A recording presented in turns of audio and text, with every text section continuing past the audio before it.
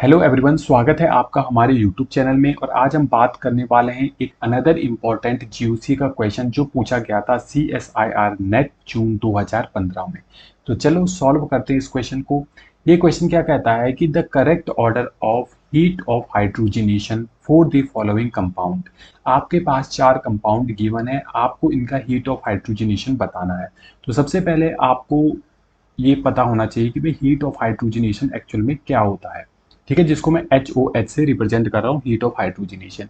ये होता है कि बच्चों किसी भी जब कोई अनसैचुरेटेड सिस्टम सैचुरेटेड सिस्टम में कन्वर्ट होता है तो जितनी हीट वो रिलीज करता है उसको हम हीट ऑफ हाइड्रोजनेशन कहते हैं। ठीक है, ओके। मान लो यहाँ पे कोई कंपाउंड है, C डबल बॉन्ड C है, राइट। ये है हमारा, तो इसको क्या बोलेंगे हम? ये क्या है, मेरा अनसैचुरेटेड सिस्टम है, अनसैचुरेटेड है।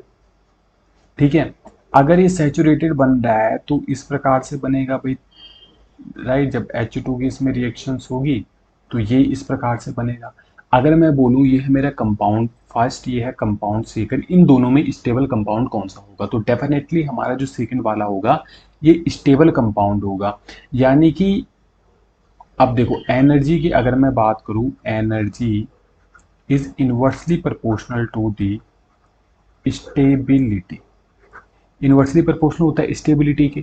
अगर मेरी स्टेबिलिटी कम हो रही है, सॉरी, अगर मेरी स्टेबिलिटी इंक्रीज हो रही है तो एनर्जी क्या होगी बच्चों? कम होगी। तो यहाँ से अनसैचुरेटेड कंपाउंड, ये अनसैचुरेटेड कंपाउंड से सैचुरेटेड कंपाउंड में जब भी कोई कन्वर्जन होगा तो इस कन्वर्जन में हीट जनरेट होगी। क्या होगी? हीट जनरेट होगी, डेल्टा एच, राइट। और इसी डेल्टा एच को हम क्या बोलेंगे? हीट ऑफ हाइड्रोजनेशन बोलेंगे, राइट। ओके, तो इतना कॉन्सेप्ट आपको समझ में आ गया कि भाई हीट ऑफ हाइड्रोजनेशन क्या होता है। अब एक और कॉन्सेप्ट की heat of hydrogenation inversely proportional होता है स्टेबिलिटी ऑफ अनसैचुरेटेड कंपाउंड। इसका क्या मतलब है? देखो, कोई भी कंपाउंड कोई भी कंपाउंड जितना ज्यादा स्टेबल होगा उसको उतनी ज्यादा एनर्जी हमें देनी पड़ेगी उसके बॉन्ड को ब्रेक करने के लिए। ठीक है, और उतनी ही कम हमारी हीट ऑफ हाइड्रोजनेशन क्या होगी? फिर जनरेट होगी। तो यही कॉन्सेप्ट था। आपको केवल ये फॉर्मूला यहाँ पे ध्यान में रखना है कि जो हीट ऑफ हाइड्रोजनेशन होता है वो इनवर्सली प्रोपोर्शनल होता है स्टेबिलिटी ऑफ अनसैचुरेटेड कंपाउंड। तो ये सारे के सारे जो कंपाउंड है हमारे वो क्या है? अनसैचुरेटेड है। अब इनकी स्टेबिलिटी हमको चेक करनी है, राइट। तो फर्स्ट बाय फर्स्ट कर लेते हैं। और यहाँ पे देखो, अगर हम बात करते हैं यहाँ पे क्या है बच्चों? दो हाइड्रोजन है। ऐसा मैं क्यों लिख रहा हूँ? क्योंकि डबल बॉन्ड की अल्फा पोजीशन पे दो हाइड्रोजन है तो हम कह सकते हैं यहाँ पे 2 अल्फा हाइड्रोजन प्रेजेंट है, राइट। स्टेबिलिटी हम यही तो देखते हैं, हाइपर कॉन्जुगेशन और इंडक्टिव से। तो यहाँ पे हाइपर कॉन्जुगेशन है तो हाइपर कॉन्जुगेशन ही हम देखेंगे, क्योंकि अगर हम ऑर्डर लगाते हैं तो सबसे पहले हम प्लस एम को देखते हैं, फिर देखते हैं हम प्लस एच को, लास्ट में देखते हैं प्लस आई को। तो जब प्लस एच यहाँ पे है तो हम प्लस एच से ही इसकी स्टेबिलिटी को फाइंड आउट करने वाले हैं। तो यहाँ पे दो अल्फा हाइड्रोजन प्रेजेंट है। यहाँ पे अगर हम बात करते हैं तो इसके पास कितने होंगे? एम ही है, तीन अल्फा हाइड्रोजन ये हो गए और दो अल्फा हाइड्रोजन यहाँ पे प्रेजेंट है। तो टोटल यहाँ पे 5 अल्फा हाइड्रोजन हमारे हो गए सेकेंड वाले कंपाउंड में। थर्ड वाले कंपाउंड में तीन अल्फा हाइड्रोजन इस एमी के पास होंगे। ठीक है, ये बेसिकली क्या है बच्चों? CH3 है। तो तीन अल्फा हाइड्रोजन यहाँ पे और दो अल्फा हाइड्रोजन यहाँ पे प्रेजेंट होंगे, H और H, दो अल्फा हाइड्रोजन। तो इसमें भी कितने हो गए बच्चों? Total 5 alpha hydrogen present.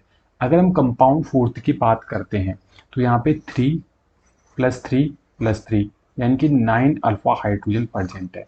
तो अगर मैं स्टेबिलिटी का ऑर्डर बताऊं, स्टेबिलिटी का, तो सबसे ज्यादा स्टेबल होगा जिसके पास सबसे ज्यादा अल्फा हाइड्रोजन प्रेजेंट है, यानी कि 4 सबसे ज्यादा स्टेबल हो गया। उसके बाद यहाँ पे देखो आप, सबसे कम कौन सा होगा? जिसके पास दो अल्फा हाइड्रोजन है, यानी कि फर्स्ट वाला सबसे लास्ट में आ जाए, राइट। फर्स्ट वाला लास्ट में आ गया। अब सेकंड और थर्ड में कैसे हम कंपैरिजन करेंगे कि सेकंड और थर्ड में कैसे कंपैरिजन करेंगे हम? यहाँ पे देखो आप, ये जो एमी है, ये ये जो एमी है और ये वाला जो ग्रुप लगा हुआ है, ठीक है, इसके साथ क्या है बच्चों? एक हाइड्रोजन यहाँ पे है और इसके साथ क्या है? एक हाइड्रोजन यहाँ पे है। अच्छा, यहाँ पे क्या हो गया? कॉम्प्लेक्स हो गया। तो इस वाली स्ट्रक्चर को मैं यहाँ पे ड्रॉ करता हूँ। ये है बच्चों कुछ इस प्रकार से Me, ये है डबल बॉन्ड और ये है हमारा Me लगा हुआ। देखो इसके साथ एक हाइड्रोजन यहाँ पे होगा, इसके साथ एक हाइड्रोजन यहाँ पे होगा। ये दोनों के दोनों हाइड्रोजन क्या है, ट्रांस पोजीशन पे, तो हम इसको बोलेंगे ये ट्रांस एल्कीन है हमारी, राइट। जबकि अगर हम यहाँ पे बात करें इस वाले में, तो एक हाइड्रोजन यहाँ पे प्रेजेंट है, दूसरा हाइड्रोजन यहाँ पे प्रेजेंट है, तो दोनों के दोनों क्या है, एक साइड में प्रेजेंट है, तो इसको बोलेंगे सिस। तो अगर मैं एल्कीन की बात करता हूं तो ट्रांस एल्कीन ज़्यादा स्टेबल होती है सिस से। तो सेकंड और थर्ड में हमारे पास थे 5 अल्फा हाइड्रोजन, तो हम हाइपर कॉन्जुगेशन से इसकी स्टेबिलिटी फाइंड आउट नहीं कर पा रहे थे। तो हमने देखा कि ये एल्कीन हमारी सिस और ट्रांस कौन कौन सी है, तो हमने फाइंड आउट किया। तो सेकंड वाली जो एल्कीन है वो ट्रांस एल्कीन है, जबकि जो थर्ड वाली है वो सिस वाली एल्कीन है। और ट्रांस एल्कीन मेरी ज़्यादा स्टेबल होती है। अगर मेरी ट्रांस एल्कीन ज़्यादा स्टेबल होती है तो यहाँ पे कितना आ जाएगा बच्चों, सेकंड, और यहाँ पे आ जाएगा हमारा थर्ड। तो ये आ गया स्टेबिलिटी ऑर्डर किसका, अनसैचुरेटेड कंपाउंड का, और इसकी इन्वर्सली प्रोपोर्शनल होती है हीट ऑफ हाइड्रोजनेशन। तो हीट ऑफ हाइड्रोजनेशन का ऑर्डर आ जाएगा first, third, second and fourth. First, third, second and fourth, option B इसका करेक्ट आंसर हो जाएगा। उम्मीद है ये कॉन्सेप्ट आपको समझ में आया होगा। और यदि आपने हमारे चैनल को अभी तक सब्सक्राइब नहीं किया है तो प्लीज़ हमारे चैनल को लाइक, शेयर एंड सब्सक्राइब जरूर कीजिए।